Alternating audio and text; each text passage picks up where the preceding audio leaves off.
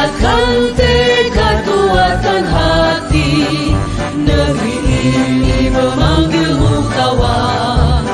Belajar bergerak berbagi untuk negeri, guru penggerak majukan pendidikan. Guru penggerak menghamba pada murid, kreatif rancang pembelajaran. Hargai potensi, tingkatkan prestasi, lahirkan profil pelajar Pancasila.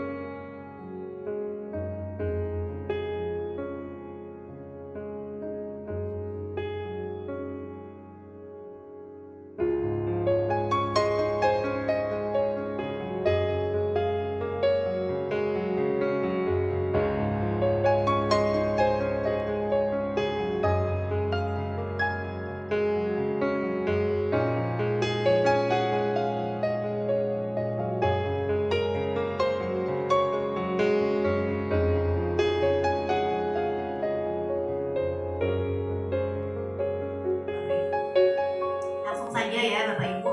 Pertama-tama puji syukur kita panjatkan Allah Subhanahu wa taala karena kita semua dapat berkumpul pada pagi hari ini menjelang siang untuk mengikuti kegiatan yang akan dilaksanakan oleh Paripki dalam rangka menunaikan tugasnya, salah satu tugasnya dalam program pendidikan guru penggerak. Jadi sekaligus saya mengucapkan terima kasih kepada Bapak Ibu yang sudah menyempatkan diri untuk hadir, mengikuti dan mendukung Paripki untuk mengikuti melaksanakan tugas daripada kegiatan tersebut. Untuk membuka kegiatan ini sekaligus sambutan dan berupa dukungan dari pihak sekolah kepada Paripki sebagai salah satu calon guru penggerak, itu kami berikan kesempatan kepada Pak Acun untuk Pak Holis untuk memberikan sambutan pembukaannya sekaligus dukungannya Pak. Untuk itu kami persilakan Pak.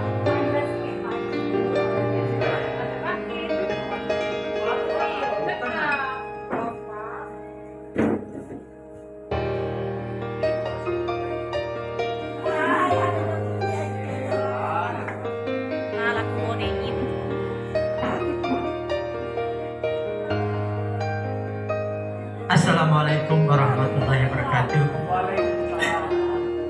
Alhamdulillahirrahmanirrahim. Wassalatu wassalamu ala asrofil anbiya'i wal mursalin wa ala alihi wa sahbihi ajma'in. Amma ba'du, la haula wala quwwata illa billahil azim. Yang kami hormati wakil kepala sekolah, Bapak Ibu beserta staf TU yang sempat hadir di dalam kegiatan aksi nyata diseminasi budaya positif di SMP Negeri 1 Ngoropit dalam rangka guru penggerak atas nama Pak Rifki. Dan tidak lupa pula salat dan salam semoga Allah sampaikan kepada junjungan kita Nabi besar Muhammad sallallahu alaihi wasallam dengan mengucapkan Allahumma shalli ala sayyidina Muhammad wa ala ali sayyidina Muhammad. Bapak Ibu yang saya hormati, bahwa pada hari ini, hari Selasa tanggal 20 Agustus 2024, kita diundang Pak Rifki dalam acara yaitu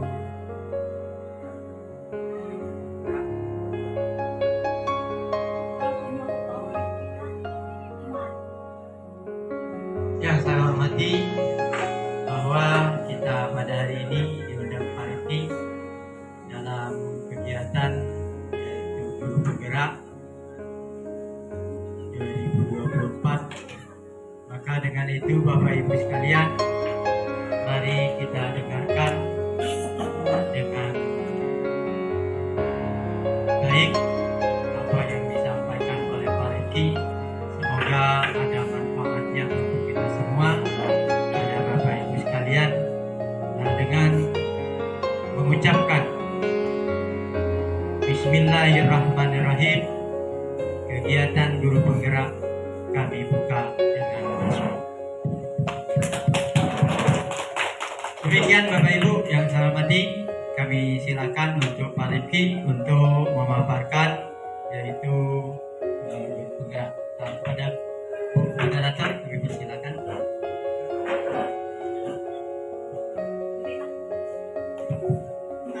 Baiklah, terima kasih kepada Pak Olis sudah memberikan sambutannya.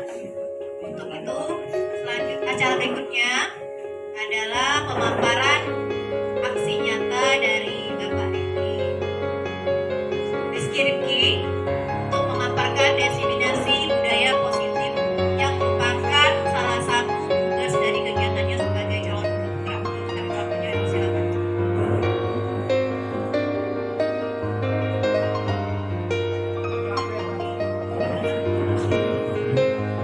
Terima kasih Bukan. Assalamualaikum warahmatullahi wabarakatuh. Jadi di sini saya akan menyampaikan diseminasi budaya positif di SMP Negeri 1 Makassar. Lalu untuk kegiatan hari ini, sebelum kita memulai, marilah kita tersenyum selama 30 detik. Jadi seluruhnya tolong berdiri, silakan berdiri.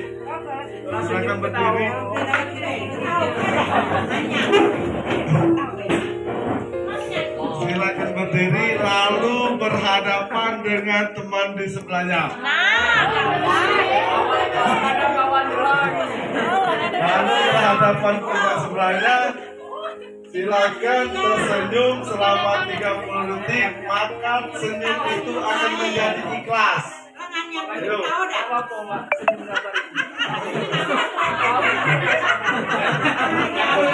Lalu tersenyum selama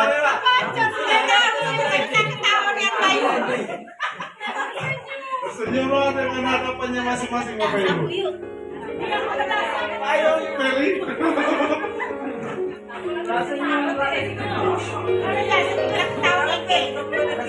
Oke, terima kasih Bu. Sudah. Nah, jadi lagi 20 detik. Supaya lawannya tadi lo gak senyum? Boleh tadi senyum. Lalu yang selanjutnya kita di ruangan ini sebelum kita mulai kita buat kesepakatan. Lalu kesepakatan yang sudah saya siapkan, yang pertama itu menghargai siapapun. Jadi kita di dalam ini saling menghargai. Lalu yang selanjutnya menjadi pendengar yang baik.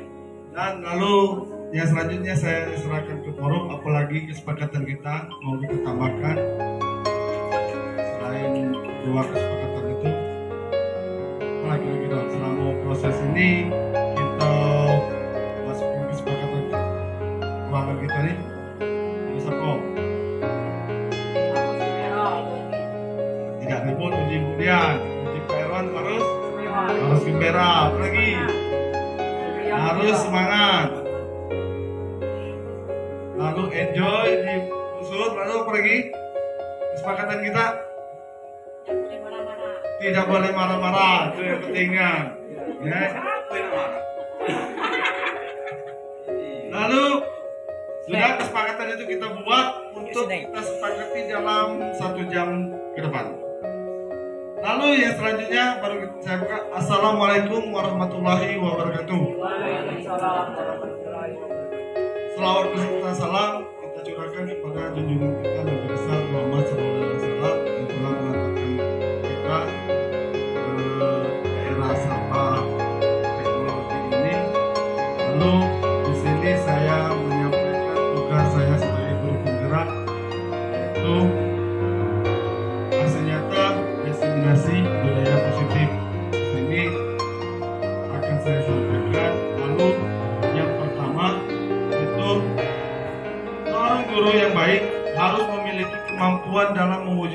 budaya positif di sekolah.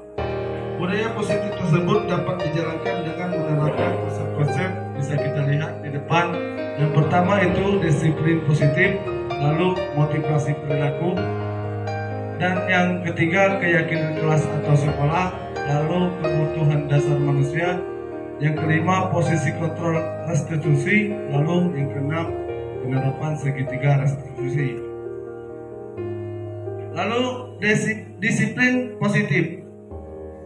Apa itu Bapak Ibu disiplin positif? Herman?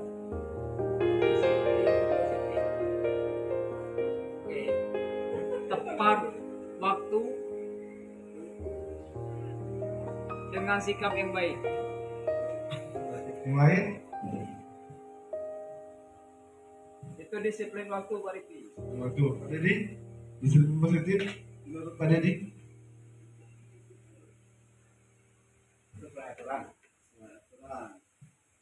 Lihat permata. Positif. Datang lebih awal. Taat aturan.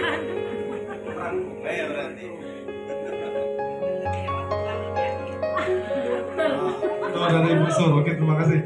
Jadi disiplin positif ini merupakan suatu cara penerapan disiplin yang mengajarkan anak bertanggung jawab dan menumbuhkan kesadaran diri berdasarkan nilai-nilai kebajikan.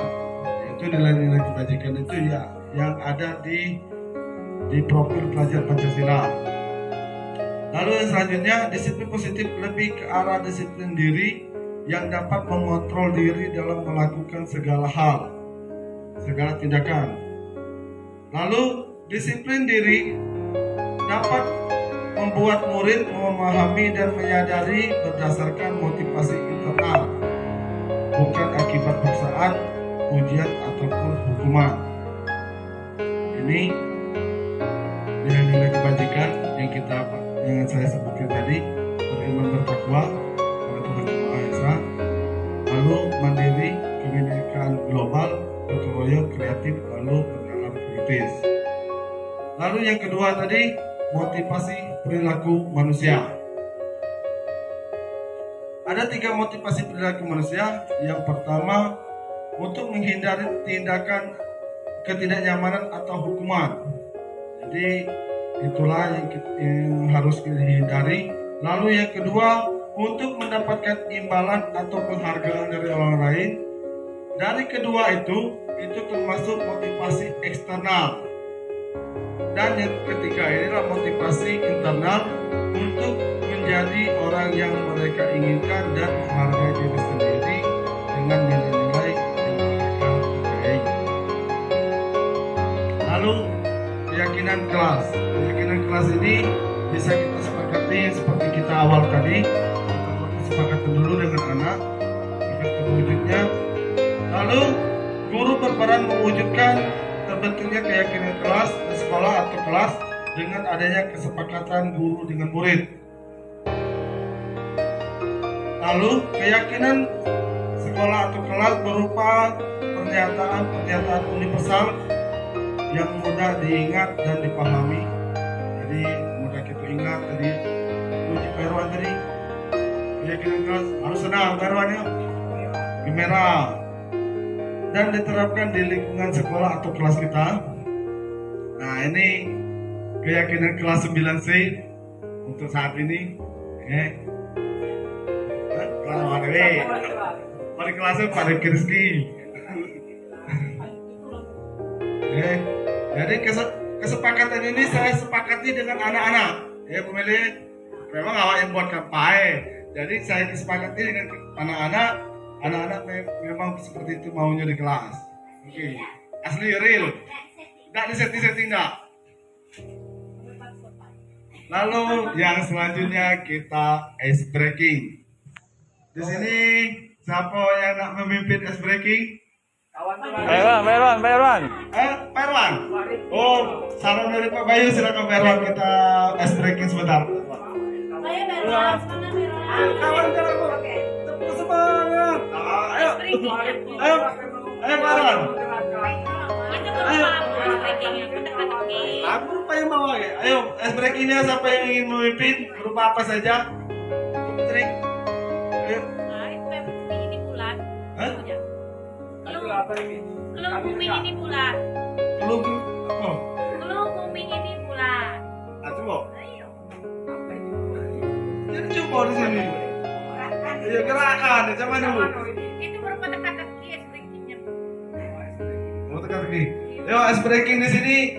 Saya yang memimpin. Kalau saya sebut pagi 1 kali bertepuk, siang 2 kali, sore 3 kali, malam nggak usah bertepuk kan waktu tidur. Sore dia boleh bertepuk. Man bertepuk.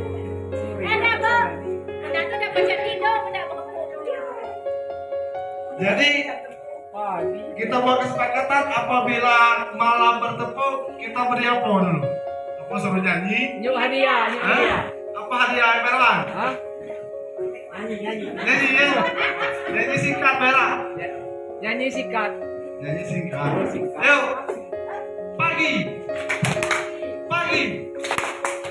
Siang. Siang. Sore.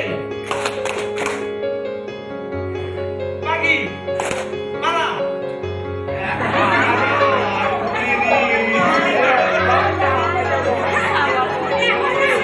Macam apa senyum? Senyum macam apa?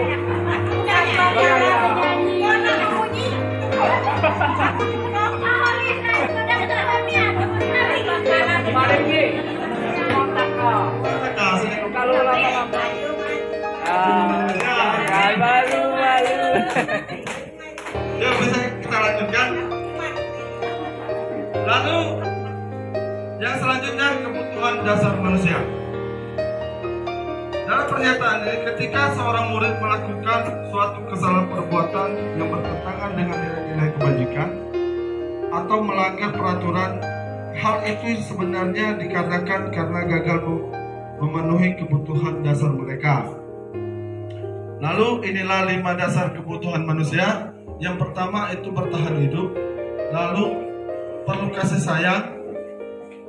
Yang ketiga penguasaan. Yang keempat kebebasan. Dan yang terakhir itu kesenangan. Dari studi kasus ini, Ibu Zalika, guru wali kelas 9H,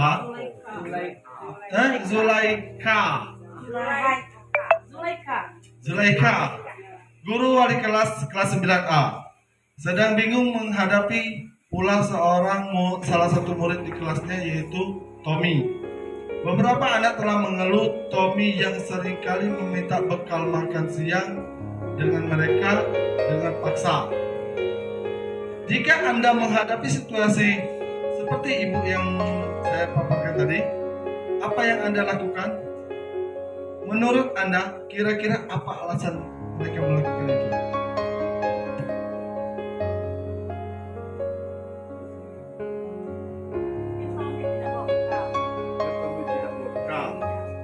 Oke, yang lain itu dari Miss Rima. Yang lain Mungkin Tommy gede baju. dari studi, coba kita simpulkan dari studi kasus yang 5 ini. Karena dia merebut temannya kan. Dan kebebasan. Kebebasan. Tommy minta kebebasan, kita luar.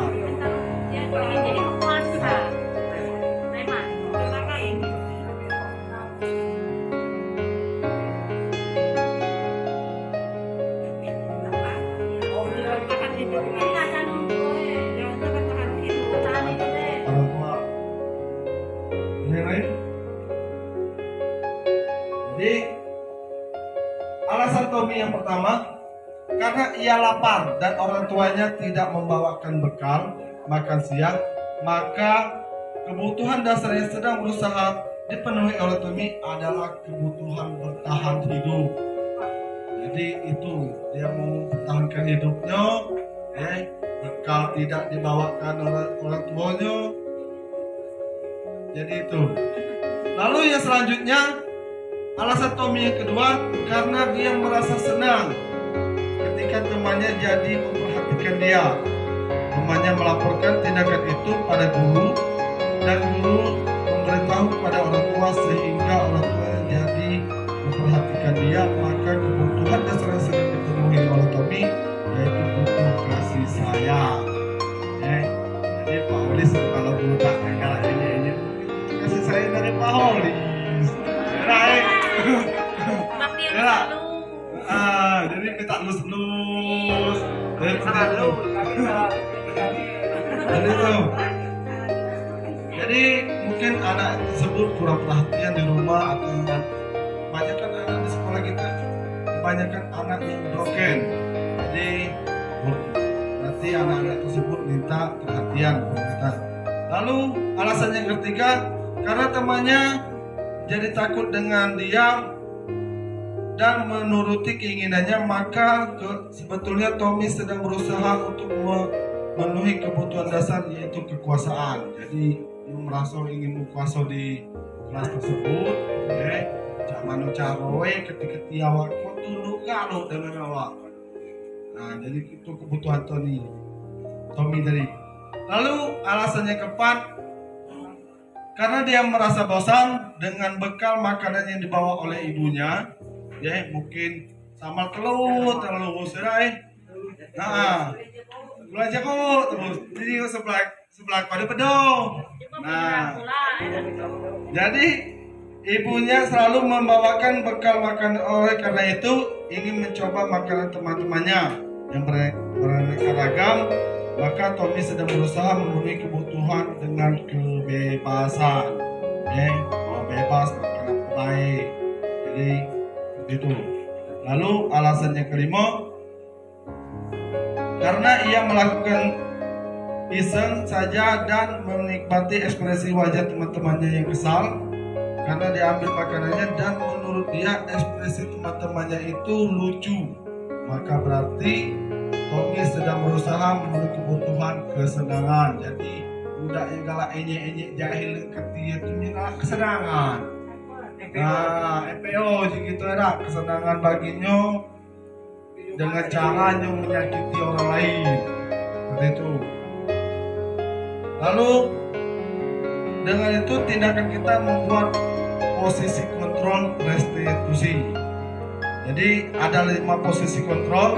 Yang pertama, guru sebagai penghukum, guru sebagai pembuat merasa bersalah, lalu guru sebagai teman, dan guru sebagai pemantau, dan yang terakhir sebagai manajer. Ini dampak kalau guru-guru yang saya sebutkan tadi sebagai penghukum dari atas sampai bawah. Itulah kalau kita sebagai penghukum, misalkan kita menunjuk-nunjuk, menyakiti atau menyindir, lalu guru berkata melakukan awas, rasakan, tengok baik. Istilah kata penghukum, jadi merasa anak itu terhukum, lalu hasilnya kita dapat anak yang berontak. Anak itu selalu berontak karena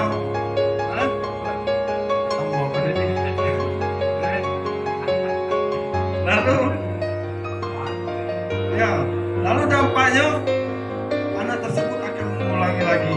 Jadi zaman tarawih kita jangan jadi penghukum. Maka dampaknya anak tersebut akan terulang lagi. Kalau kita membuat rasa bersalah juga seperti itu, anak tersebut lagi jadi selalu rendah hati sebagai teman, juga anak itu terlalu bergantung dengan kita, kita sebagai teman tadi setiap sama baca jawab saya berikan hadiah, gitu, hadiah terus, seperti itu sebagai potong. Lalu yang terakhir, sebagai manajer mengajukan pertanyaan-pertanyaan, apa yang kita yakini, lalu seperti itu, mulai meletakkan dirinya sebagai individu yang positif, lalu bagaimana cara kita memperbaiki, dan mengevaluasi diri bagaimana cara kita memperbaiki dirinya. Lalu posisi kontrol restitusi. Di antara kelima posisi kontrol, sebaiknya seorang guru menggunakan posisi sebagai manajer. Ya, jadi kita harus sebagai manajer. Dari kelima itu kita harus merucutkan lebih baik kita sebagai manajer. Sebagai manajer, guru dapat berbuat sesuatu bersama murid, mempersilahkan murid bertanggung jawab dengan mendukung murid agar dapat menemukan solusi. Lalu, selain itu, posisi manajer mengacu pada restitusi yang dapat dijadikan murid sebagai manajer bagi dirinya sendiri sehingga dapat tercipta identitas positif pada diri murid. Lalu dengan itu kita terapkan dengan segitiga restitusi. Tahapan segitiga restitusi yang pertama menstabilkan identitas. Lalu yang kedua validasi tindakan yang salah, dan yang terakhir menanyakan keyakinannya. Dengan menstabilkan identitas dilakukan berdasarkan prinsip-prinsip membuat kesalahan adalah bagian dari proses pembelajaran yang nantinya akan menggeser identitas gagal ke arah identitas yang sukses. Lalu menstabilkan identitas ini, berbuat salah itu hal yang manusiawi. Tidak ada manusia yang sempurna. Kita pasti bisa menyelesaikan permasalahan ini. Jadi itu pertanyaannya. Bapak Ibu tidak tertarik untuk mencari tahu siapa yang benar atau siapa yang salah, lebih tertarik menyelesaikan masalah. Kalau kamu menyalahkan dirimu sendiri terus-menerus, apakah kamu bersikap baik pada dirimu sendiri? Jadi seperti itu pertanyaan menstabilkan identitas. Lalu validasi tindakan.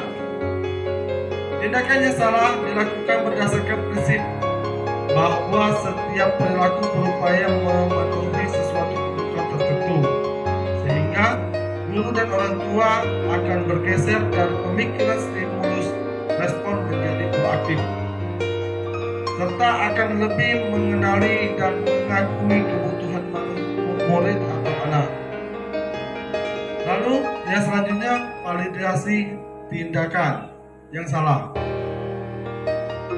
Kamu pasti punya alasan mengapa melakukannya. Apa yang penting bagi kamu? Lalu kamu boleh tetap berusaha menjaga sikap itu, tapi tambahkan sikap yang lain atau yang baru. Maukah kamu belajar dengan cara lain untuk mendapatkan yang kamu butuhkan tanpa harus memukul? Dan yang selanjutnya, menanyakan keyakinan. Menanyakan keyakinan dilakukan dengan memberikan pertanyaan-pertanyaan bermakna kepada murid atau anak, memunculkan motivasi secara intrinsik sehingga mampu mengaitkan keyakinan dengan tindakan yang salah. Jadi menanyakan keyakinan itu apa nilai kepercayaan yang kita percayakan di sekolah kita, nilai-nilai apa yang telah kita sepakati dengan sepakatan kelas itu. Lalu kelas ideal itu seperti apa sih? Apa yang kamu ingin jadi anak seperti apa? Apa yang kamu rasakan ketika kamu melakukan itu, dan kamu menjadi orang yang seperti apa? Jadi keyakinan itu yang kita pertanyakan kepada anak-anak. Jadi dari seorang guru yang baik harus memiliki kemampuan dan mewujudkan budaya positif di sekolah. Budaya positif tersebut dapat dijalankan dengan menerapkan konsep-konsep seperti di depan disiplin, disiplin positif, motivasi perilaku, keyakinan kelas atau sekolah, kebutuhan dasar manusia. Lalu yang kelima posisi kontrol restitusi, dan yang terakhir segitiga restitusi. Dan terima kasih. Demikian, semoga ini menginspirasi. Semoga tergerak, lekas bergerak, dan mari menggerakkan. Sekian dari saya. Wassalamualaikum warahmatullahi wabarakatuh. Ayo bergerak. Silakan Ibu Dian. Bergerak. Gerak mana? Ayo bergerak kan. Gerak agak lo. Aku yang digerak. Oke, baiklah. Terima kasih Pak Rifki atas pemaparannya. Untuk itu selanjutnya sesi berikutnya adalah sesi tanya jawab ya Pak. Ya, ada teman-teman yang ingin bertanya. Mungkin dari Bapak Ibu ada yang ingin bertanya, dipersilakan.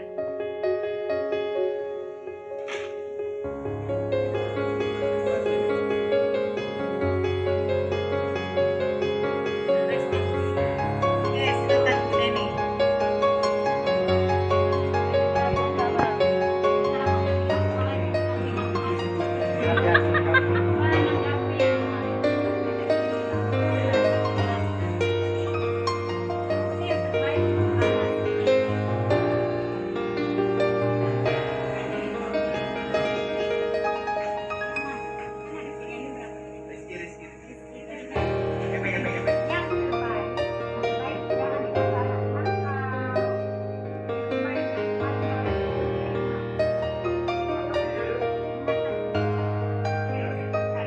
Jadi pertanyaan dari kami ulang, apakah solusi terbaik untuk anak seperti Tommy tadi?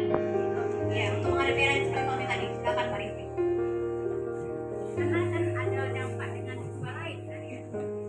Jadi anak itu kita panggil yuk, lalu kita di situ sudah saya paparkan, anak-anak itu kita harus menggunakan tahapan dalam segitiga restitusi.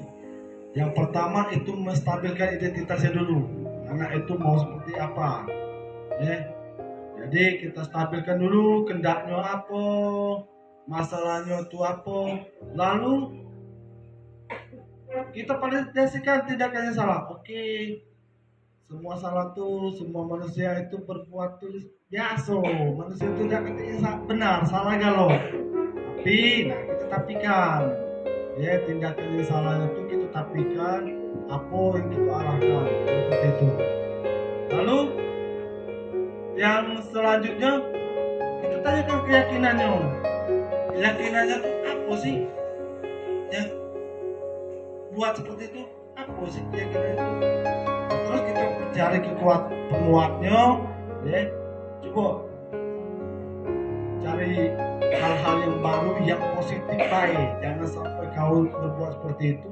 Gimana caranya? Dan perilaku yang kau buat orang senang itu jangan kawan baik yang senang misalkan itu buat sama-sama senang seperti itu. Nah, terima kasih. Ada yang lain?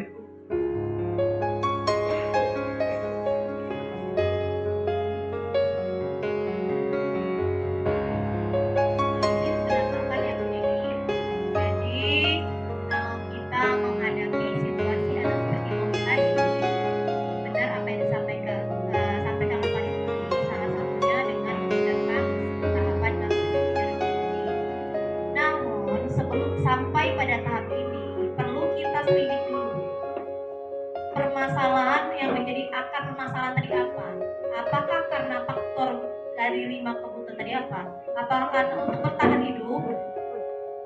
Semata-mata untuk bertahan hidup tentu akan berbeda penyelesaiannya, solusinya dengan anak yang memang hanya ingin menunjukkan eksistensi, hanya ingin berkuasa begitu. Ada kan jenis anak tersebut anak orang yang berada, namun karena ingin berkuasa, dia bertindak semena-mena itu ada. Tapi ada memang jenis anak yang memang itu kalau nggak makan bisa itu ada.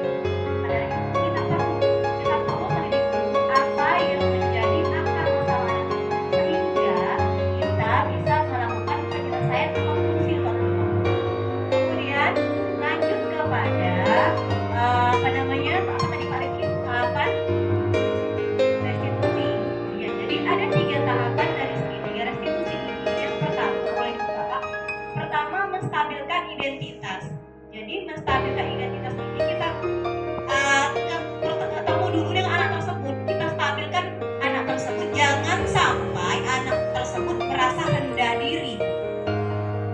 tidak membuat anak rendah diri dengan kesalahan tersebut, tapi berupaya menyadarkan anak tersebut akan tindakannya. Kita bangun kesadaran, motivasi dari dalam diri anak untuk menyadari kesalahannya. Inilah yang namanya disiplin positif. Disiplin positif ini adalah kita memotivasi anak agar anak lebih berdisiplin yang timbul dari dalam dirinya, bukan secara eksternal, bukan berupa hukuman, bukan berupa hadiah, tapi ada kesadarannya. Dan ini lebih efektif ketimbang kita ngasih hukuman, ketimbang kita ngasih hadiah. Karena kalau ngasih hadiah, anak lama-lama mungkin akan timbul anak ini jadi ini kata gitu kan.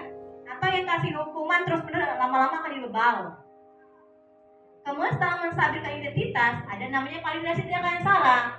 Kita akui nak, mohon izin ya Pak Riki. Validasi tindakan yang salah nak, setiap orang itu pernah punya salah. Agar dia merasa apa?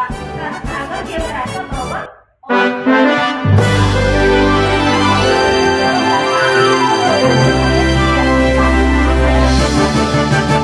Gerakan nasional revolusi mental membangun generasi cerdas berkarakter, hadapi perubahan zaman, harapan bangsa untuk masa depan, tingkatkan moral dan keilmuan, wujudkan generasi emas Indonesia, satukan citra dalam ragam budaya sebagai pelajar Pancasila, beriman, bertakwa, berakhlak mulia, berkebinekaan global, gotong royong dan mandiri, bernalar kritis juga kreatif, kembangkan bakat serta potensi, siap torehkan prestasi dengan semangat dan keyakinan, raih bangsa depan untuk Indonesia.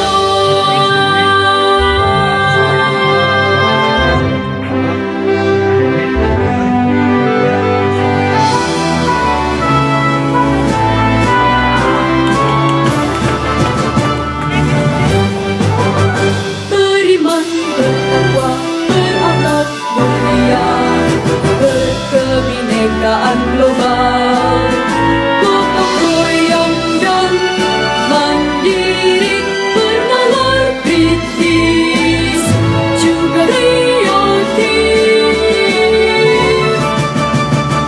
kembangkan bakat serta potensi, siap torehkan prestasi dengan semangat dan keyakinan, raih bangsa depan untuk Indonesia.